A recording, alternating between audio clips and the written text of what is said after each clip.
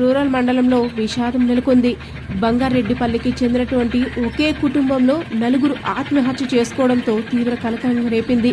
35 సంవత్సరాల దాము, 25 సంవత్సరాల వయసు గల నిర్మల, అదేవిధంగా కొడుకు కుమార్తె కలిసి అర్ధరాత్రి సమయంలో భార్యతో పాటు పిల్లలకి విషమిచ్చి తాను కూడా ఉరివేసుకుని ఆత్మహత్య చేసుకున్నాడని, గత సంవత్సరంగా ఆమె అనారోగ్యంతో బాధపడుతూ సుమారు 10 లక్షల రూపాయల వరకు ఖర్చు చేశామని, మరికొంతకాలానికి తలలో నెత్తురు గడ్డ కట్టడంతో తలనొప్పితో తీవ్ర ఇబ్బందికి గురైన తాను చూస్తూ ఆర్థిక భారాన్ని తట్టుకోలేక కుటుంబ సభ్యులకు విషమిచ్చి తాను కూడా ఆత్మహత్య చేసుకున్నట్లు స్థానికులు తెలిపారు.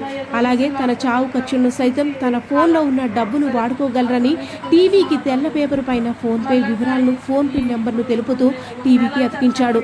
ఇతను గత 3 సంవత్సరాలుగా ఈ బంగారెడ్డిపల్లిలో నివసిస్తున్నట్లు స్థానికులు తెలిపారు.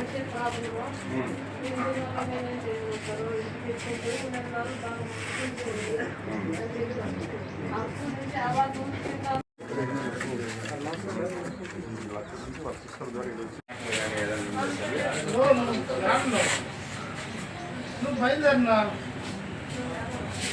ఏదేం కాలేదు, వస్తాను బండి